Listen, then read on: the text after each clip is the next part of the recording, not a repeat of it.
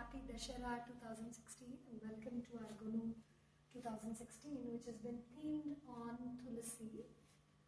Why do we really worship the Tulasi plant, right? So that is what we start with out there. If one were to see, there are n number of reasons to associate oneself with Tulasi.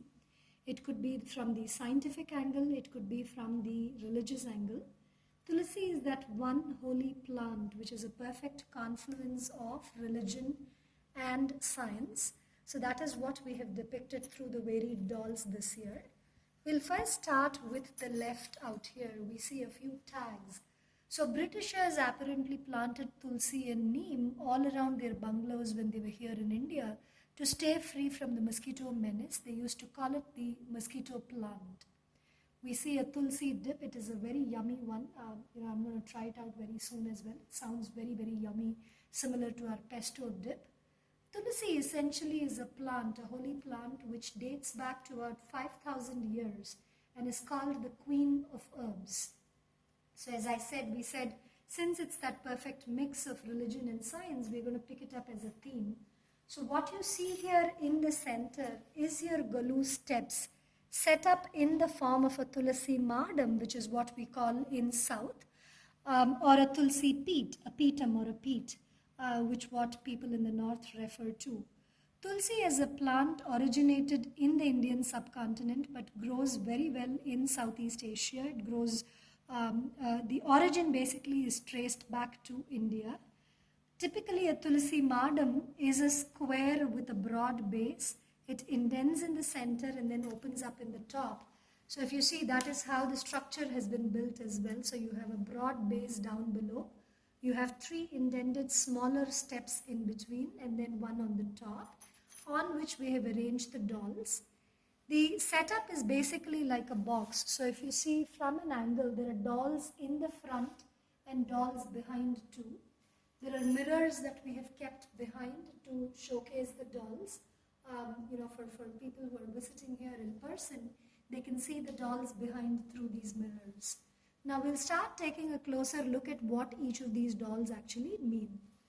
So on the first step, we have our traditional Marapachi, the man and the lady, and the Kalash, which is a very significant piece of every Bomme Golu that we do. We also have the Tulasi Madam, which is my new addition this year, the only new addition this year.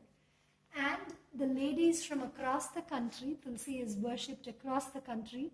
So for ladies from different states worshipping Tulsi, which is depicted on step 1. Now there are numerous stories and legends on how Tulsi came into existence. We'll discuss those stories in a bit. That is what we've depicted on step 1 through a note. But again, as I said, we'll get to those stories in a bit. Moving down, the next step showcases all of Tulsi products. Tulsi is essentially a germicidal, a fungicidal, it's an antibiotic. So you really have products all the way from your cough syrup to green tea to hand wash to a shampoo, juice, face wash.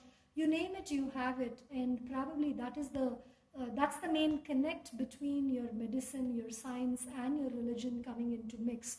So it is not a Patanjali sponsored Golu, but Patanjali has an exodus of Tulsi products that we've showcased there. The next step as you move down, Tulasi is essentially Goddess Lakshmi. It's essentially an incarnation of Lakshmi. So we have Ashta Lakshmi, 4 here in the front, Ashta being 8, 4 here in the front and 4 behind, which again you do not see right away. So that is Ashta Lakshmi.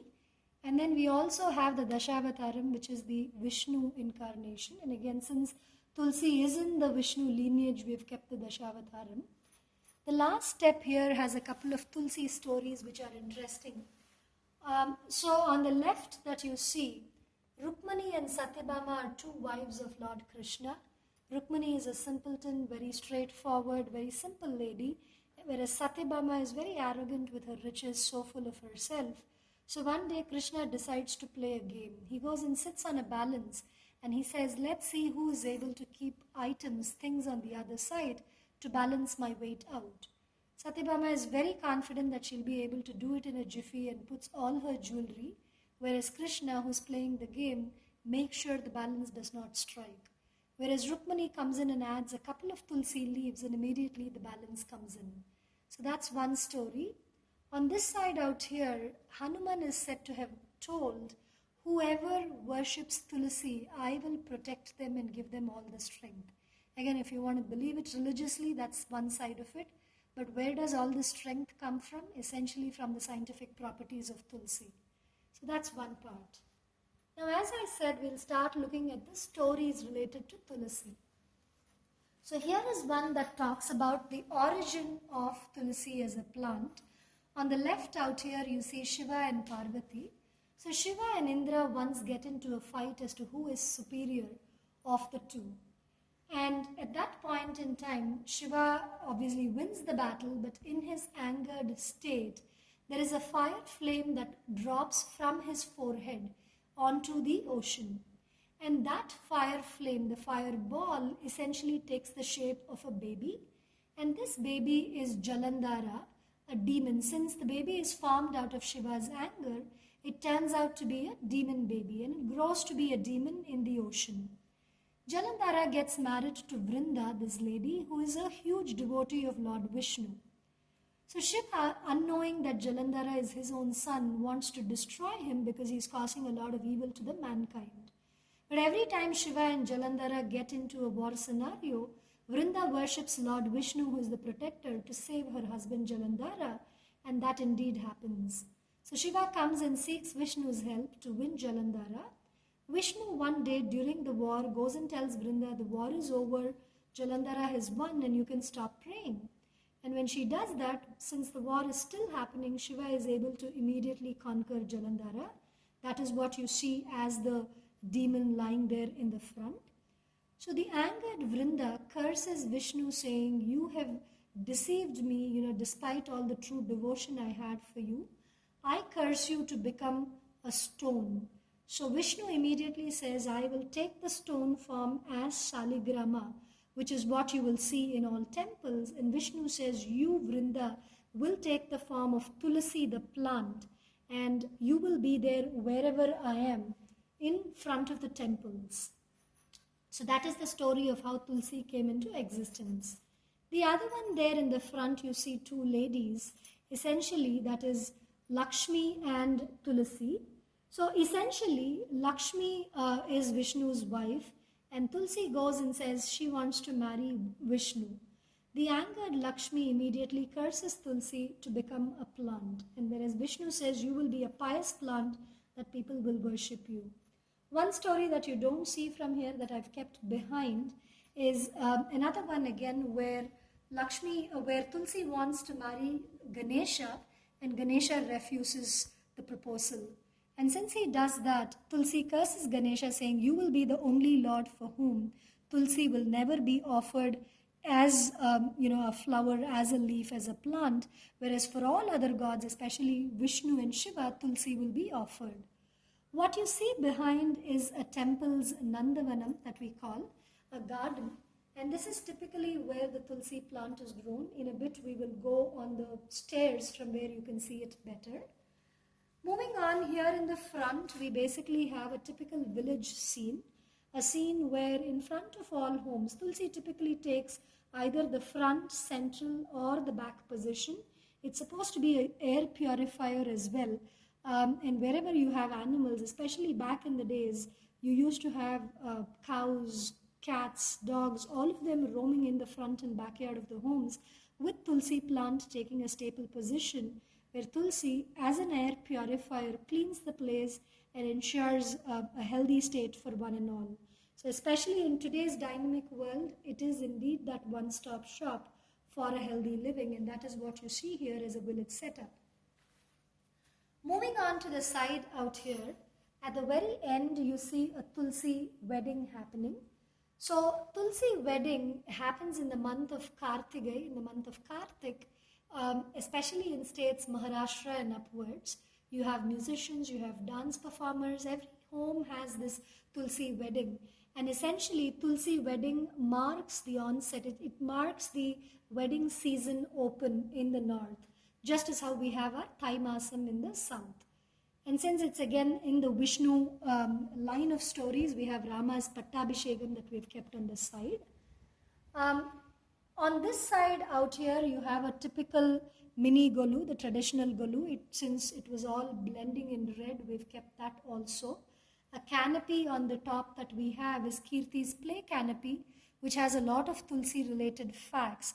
Tulsi is also called the elixir of life, promotes longevity, and anyone in deathbed is usually given Tulasi Tirth or the Tulsi water in belief that the person reaches moksha, his soul enters heaven straight. And I'm sure there is a scientific reason around cleansing, whatever the case may be associated with it from a science angle. Out here on the right, you have Tirupati, the Venkatachalapati, and the Tayar.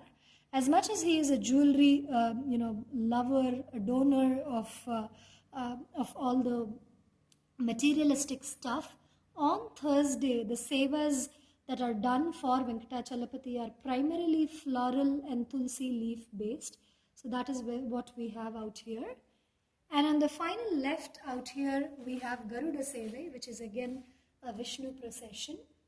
Here in the front, we have a Tulsi Rangoli with the Krishna Padam, because again you have both the Rama Tulasi and the Krishna Tulasi, Rama Tulasi being light in color, Krishna Tulasi the darker one, each having its own significant properties, salient features.